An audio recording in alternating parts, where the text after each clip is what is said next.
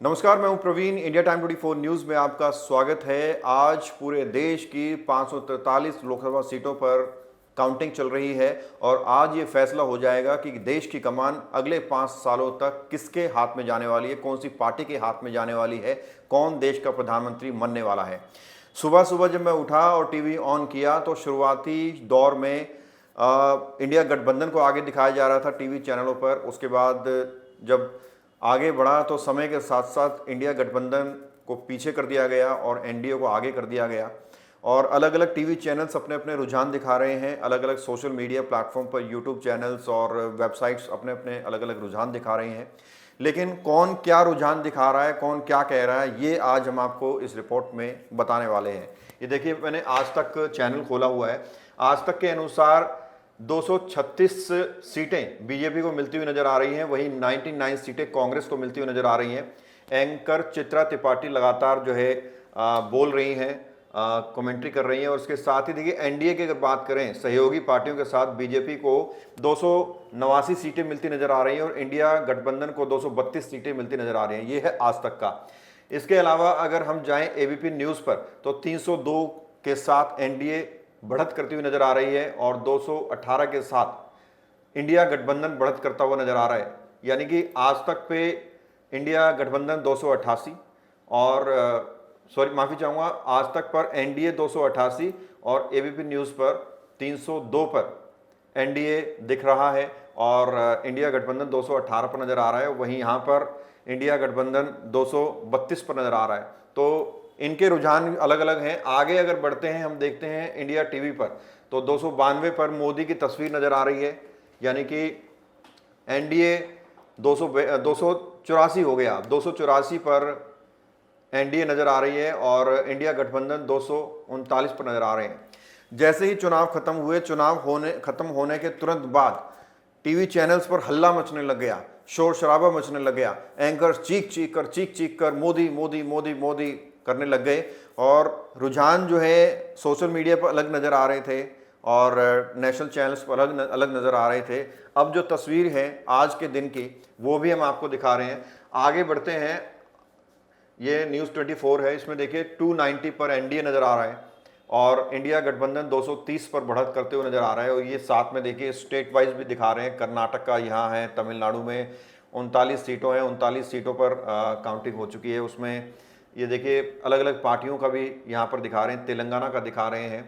तो निश्चित तौर पर जो व्यूअर्स हैं वो कहीं ना कहीं समझ नहीं पा रहे हैं कि ये चल क्या रहा है, कौन आगे कौन पीछे है। हालांकि रुझान का मतलब सिर्फ रुझान होता है, इनको हम नतीजे नहीं मान सकते। ये आगे पीछे बढ़त कम ज़्यादा होती रहती है, बढ़त होती है, गिरावट होती है, ये सब होता रहता है और शाम होते होते ये साफ हो जाएगा कि देश में किसकी सरकार आ रही है और आने वाले 5 सालों तक देश की सत्ता की कमान कौन सी पार्टी के हाथों में जाने वाली है।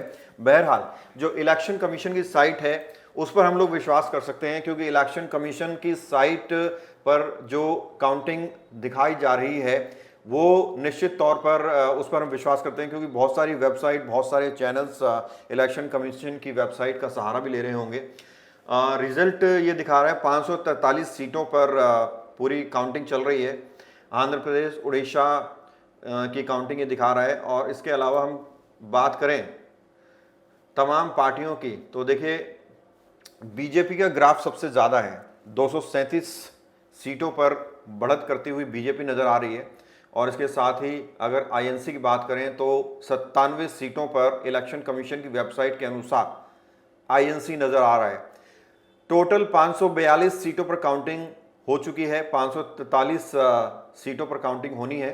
स्टेट वाइज अगर देखें तो ये तमाम देखिए स्टेट्स नज़र आ रहे हैं भारत निर्वाचन आयोग की वेबसाइट पर। अगर आप स्टेट वाइज समझना चाहते हैं तो वो भी मैं आपको दिखा देता हूँ। जिस तरह फॉर एग्जांपल अगर हम आंध्र प्रदेश पर क्लिक करते हैं तो टीडीपी के खाते में 16 सीटें नज़र आ रही हैं, वाईएसआरसीपी के खाते में 4 सीटें नज़र आ रही हैं और बीजेपी 3 पर है, जेएनपी 2 पर है।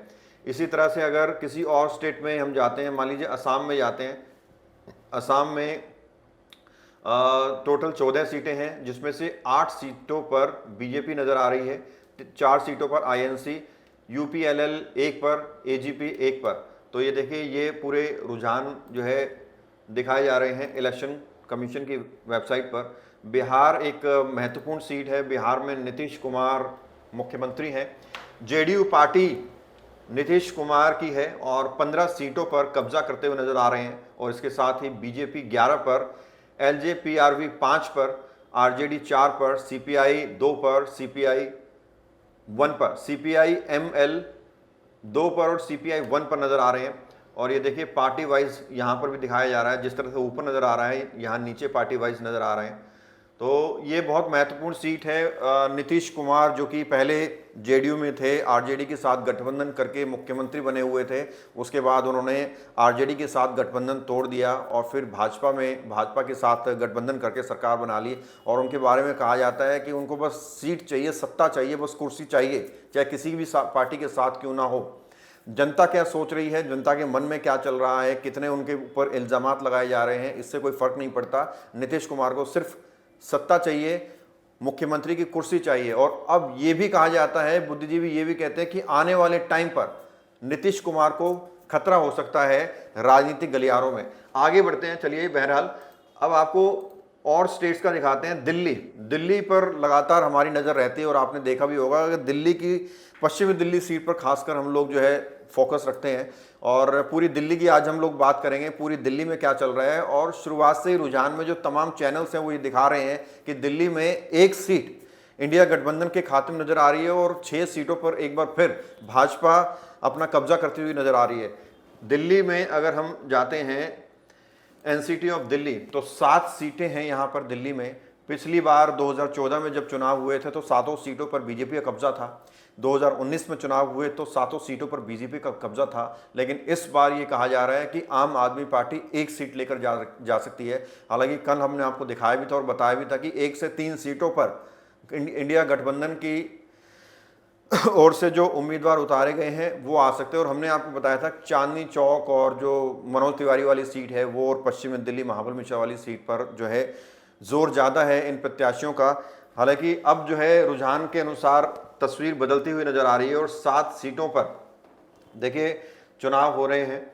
और अभी कुछ देर पहले तक दिखाया जा रहा था कि मनोज तिवारी वाली, माफ़ी चाहूँगा, चांदनी चौक वाली सीट पर जेपी अग्रवाल जो कांग्रेस से हैं वो आगे दिख रहे हैं। लेकिन अब ये पूरी तस्वीर बदल चुकी है। अब 7 सीटों पर भारतीय जनता पार्टी का कब्जा होता हुआ नजर आ रहा है। तो ये अपडेट हम आपको दे रहे हैं 11:16 तक की। 11:16 पर हमने इलेक्शन कमीशन की वेबसाइट खोली हुई है और स्टेट वाइज हम आपको दिखा रहे हैं कि कौन कितनी सीटों पर बढ़त करता हुआ नजर आ रहा है। हालांकि आज सबकी निगाहें टीवी पर टिकी हुई हैं। सब लोग अपना घरों में बैठकर टीवी ऑन कर देख रहे हैं कि इस बार कौन देश की कमान संभालेगा और किसको बढ़त मिलती हुई नजर आ रही है।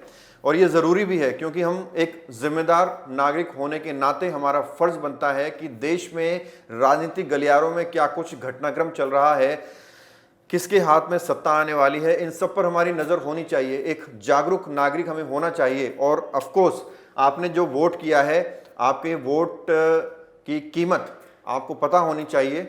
तो ये अब दिल्ली का ग्राफ हमने खोला हुआ है। दिल्ली के ग्राफ खोलने के बाद 7 सीटों पर बीजेपी का कब्जा होता हुआ नजर आ रहा है। अगर कॉन्स्टिट्यूंसी की बात करें, लोकसभा सीट की बात करें, तो आपको पहले हम लेकर चलते हैं चांदनी चौक पर।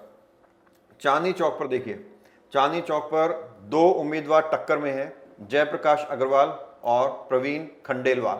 प्रवीण खंडेलवाल बीजेपी से, भारतीय जनता पार्टी से चुनावी मैदान में है और जेपी अग्रवाल इंडियन नेशनल कांग्रेस पार्टी से हैं, यानी इंडिया गठबंधन की ओर से हैं। और इनको वोट की जो अभी तक काउंटिंग हुई है उस काउंटिंग के मुताबिक इनको जो वोट मिलते नजर आ रहे हैं 93,285 वोट इन्हें मिले हैं। और ये माइनस में चल रहे हैं, यानी कि पीछे हैं। और इसके अलावा प्रवीण खंडेलवाल, प्रवीण नाम के लोग वैसे भी किस्मत वाले होते हैं, आपको बता दें। ये देखिए 93,286 सीटें, 93,286 सीटें, 93,285 सीटें। 1 सीट का फासला है, 1 सीट का। 1 सीट पर बीजेपी के उम्मीदवार आगे चल रहे हैं इलेक्शन कमीशन की वेबसाइट के अनुसार, और 1 सीट पर जेपी अग्रवाल पीछे चल रहे हैं। 1 सीट बहुत बड़ा महत्व करती है। अगर आप वोट नहीं देते तो आप समझ जाइए, ऐसा भी हो सकता है कि आपके वोट देने और ना देने का फ़र्क भी पड़ जाए, दोनों पार्टियों के उम्मीदवारों को बराबर वोट मिल जाए और आपकी जो उंगली है, मेरी उंगली पर तो निशान है, मैं वोट करके आया हूँ। अगर आप वोट नहीं करके आए हैं और जब आपको पता चलता है कि आपकी सीट पर बराबर वोट मिले हैं, तब आपको पछतावा होगा कि काश मैं वोट दे देता, तो मेरी वजह से किसी ना किसी प्रत्याशी को ज़रूर जीत मिल जाती। अब आपको दूसरी लोकसभा सीट पर लेके चलते हैं, दिल्ली की। ईस्ट दिल्ली हो गया, नॉर्थ दिल्ली हो गया, साउथ दिल्ली में सहीराम पहलवान आम आदमी पार्टी की ओर से चुनाव लड़ रहे हैं और रामवीर सिंह बिधुड़ी भारतीय जनता पार्टी की ओर से चुनाव लड़ रहे हैं। इस पूरे चुनाव के दौरान रामवीर बिधुड़ी जी की कवरेज तो हमने 2-3 बार की है, हमारे स्टूडियो भी पहुंचे थे वो, लेकिन सहीराम पहलवान से हमारी दरअसल मुलाकात नहीं हो पाई। अब अगर वोटों की बात करें तो वोट देखिए, 1,59,325 वोट मिलते हुए नजर आ रहे हैं सहीराम पहलवान को, माफी चाहूंगा, सहीराम पहलवान को 1,59,325 वोट मिलते नजर आ रहे हैं और ये 19,619 वोट से पीछे हैं। किससे? रामवीर बिधुड़ी से। रामवीर बिधुड़ी को 1,78,944 वोट मिले हैं और ये आगे चल रहे हैं 19,619 वोटों से। तो ये डिफरेंस है, ये एक बड़ा डिफरेंस है साउथ दिल्ली में, ये एक बड़ा डिफरेंस है। और साउथ दिल्ली की जो तमाम सीटें हैं वो कहा जाता है कि जो है, जैसे पालम हो गया, सादनगर हो गया, मावरिंगले हो गया, ये तमाम ऐसी सीटें हैं जो हमेशा निगम के चश्मे से अगर हम देखें तो वो बीजेपी खाते में ही रही हैं और ज़्यादातर जो है सीटें भाजपा के अंतर्गत रही हैं। यहाँ पर पालम विधानसभा से भी लंबे समय तक धर्मदेव सोलंकी एमएलए रहे हैं। तो इस बात में कोई दोहराए नहीं है कि बीजेपी लगातार साउथ दिल्ली से बढ़त बनाकर रखती है। रामवीर बिधुड़ी भी सांसद रहे हैं बीजेपी से ही, तो निश्चित तौर पर देखकर आंकड़े देखकर ऐसा लग रहा है कि निश्चित तौर पर रामवीर बिधुड़ी इस बार सीट निकाल लेंगे। अब आपको एक बहुत ही अहम सीट पर लेकर चलते हैं जिस पर इंडिया टाइम 24 न्यूज़ ने हमेशा नज़र गड़ा कर रखी है, पश्चिमी दिल्ली में। पश्चिमी दिल्ली सीट पर लगातार हम लोगों को कॉल आते रहे हैं, मैसेज आते रहे हैं, क्योंकि लोगों ने देखा भी हमारी रिपोर्टिंग जो है पश्चिमी दिल्ली में ज़्यादा रहती है, आसपास हम ज़्यादा करते हैं, तो लोग पूछते हैं कि क्या हाल चल रहा है, क्या रुझान चल रहे हैं। कल भी हमने एक रिपोर्ट दिखाई थी, आज भी एक ये आपको दिखा रहे हैं कि ये देखिए, महाबल मिश्रा आम आदमी पार्टी से इंडिया अलायंस की ओर से चुनावी मैदान में पश्चिमी दिल्ली से, वहीं कमलजीत सहरावत भारतीय जनता पार्टी से चुनावी मैदान में है। कमलजीत सहरावत बढ़त में है और महाबल मिश्रा नुकसान में जा रहे हैं। टोटल जो वोट महाबल मिश्रा को मिले हैं 1,32,255 वोटों पर ये लोग महाबल मिश्रा दिखाई दे रहे हैं। इसके अलावा 1,66,439 वोट पर कमलजीत सहरावत आपको बढ़त के साथ नजर आ रही है। जो फासला है वोटिंग का वो है 34,184। तो ये फासला धीरे धीरे बढ़ता ही जा रहा है। अभी कुछ देर पहले हम लोग देख रहे थे तो 20,000 पर गैप था, उसके बाद 22,000 पर गैप आया और अब देखेंगे इलेक्शन कमीशन की साइट के अनुसार 34,184 वोट का गैप दोनों के बीच है।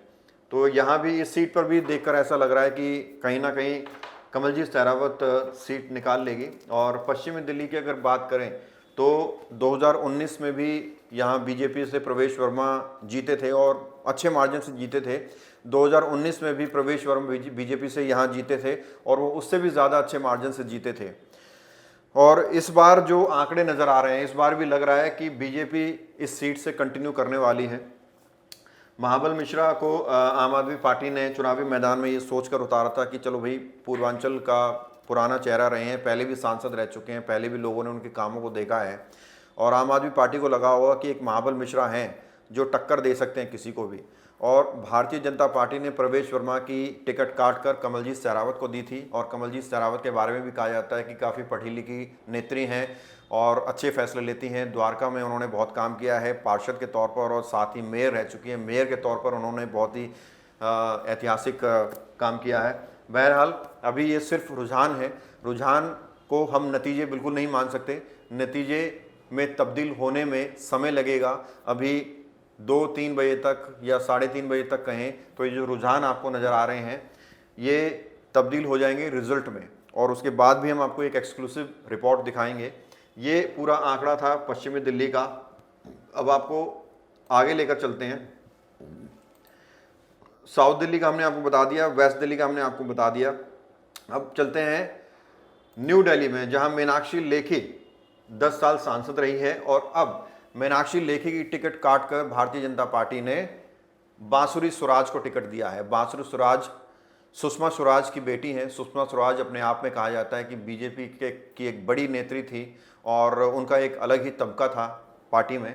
अब जो है उनकी बेटी को टिकट दिया गया है, बांसुरी स्वराज को। बांसुरी स्वराज भारतीय जनता पार्टी से चुनावी मैदान में उतरी है और सोमनाथ भारती उनकी टक्कर में है, आम आदमी पार्टी की ओर से चुनावी मैदान में है। यहां भी आप देखें बांसुरी स्वराज बढ़त में नजर आ रही है। बांसुरी स्वराज को जो वोट मिले हैं 95,138 वोट इनके खाते में हैं अभी रुझान के अनुसार, और 89,952 वोट सोमनाथ भारती के खाते में इस वक्त आपको यहां नजर आ रहे होंगे। यानी कि 15,186 वोटों का फासला है। 15,186 वोटों से सोमनाथ भारती पीछे चल रहे हैं, और इसी 15,186 वोटों से बांसुरी स्वराज आगे चल रही हैं। एक कार्यक्रम के दौरान जब टिकट वितरण नहीं हुआ था तो हमारी मुलाकात हुई थी बांसुरी स्वराज से, और हमने पूछा था कि क्या मैडम आप इस बार चुनाव लड़ने वाली हैं। उस वक्त इन्होंने नहीं बताया था, क्योंकि मोस्टली नेता ऐसे होते हैं जो पहले से जानकारी नहीं देते हैं कि वो चुनाव लड़ने जा रहे हैं, उन्हें टिकट मिल सकती है, या फिर वो दावा करें कि हमें टिकट मिलनी चाहिए। ऐसी कोई टिप्पणी नहीं करते हैं नेता, अवॉइड करते हैं इन चीज़ों, क्योंकि मीडिया उनको अपनी टीआरपी के लिए मीडिया उस पर काफ़ी मिर्च मसाला लगाकर दिखाती है। तो मोस्टली नेता चुनाव से पहले और टिकट वितरण से पहले अवॉइड करते हैं चीज़ों को, और फिर अचानक खबर आती है कि इनको तो टिकट मिल गई। और यही बांसुरी स्वराज के साथ हुआ। हमारी मुलाकात नरसिंहपुर में हुई थी इनसे एक कार्यक्रम के दौरान। उस दौरान हमने इनसे पूछा था कि क्या बांसुरी चुनाव लड़ने जा रही है, तो उन्होंने उस वक्त मना कर दिया था, और अब इनको टिकट भी मिल गई। और टिकट मिलने के बाद अब इनको फ़ायदा भी होता नज़र आ रहा है। नई दिल्ली की जनता इन पर भरोसा जताती हुई नज़र आ रही है। अब आपको ओवरऑल अगर बताएं तो ये देखिए 543 सीटों पर काउंटिंग हो चुकी है, और 543 सीटें भारत देश में लोकसभा की हैं। पूरी सीटों पर काउंटिंग हो चुकी है इलेक्शन कमीशन की वेबसाइट के मुताबिक। और अगर बात करें स्टेट वाइज तो बीजेपी को 237 सीटें मिली है, आईएनसी को 96 सीटें, और 34 सीटें एसपी को। इसी तरह से देखिए तमाम पार्टियों की सीटें यहाँ नज़र आ रही हैं। तो इलेक्शन कमीशन की वेबसाइट के अनुसार, नेशनल चैनल्स के टीवी चैनल्स के अनुसार बीजेपी जीतती हुई नज़र आ रही है। बीजेपी देश में सरकार बनाती हुई नज़र आ रही है। प्रधानमंत्री नरेंद्र मोदी तीसरी बार प्रधानमंत्री बनते हुए नज़र आ रहे हैं, और ये जो रुझान हैं ये बहुत कुछ कहते हैं। अब देखना ये होगा कि जिसकी भी सरकार आती है वो सरकार, वो पार्टी देश हित के लिए, देश कल्याण के लिए, राष्ट्र हित के लिए क्या कुछ बड़े प्लान बनाती है, क्या कुछ बड़े कानून बनाती है, और क्या कुछ बड़े बदलाव आने वाले 5 सालों में देश में देखने को मिलेंगे। बहरहाल खबर में इतना ही। देखते रहिए इंडिया टाइम 24 न्यूज़। खबरों से खबरदार रहने के लिए चैनल को सब्सक्राइब करें और प्रेस करें बेल आइकन।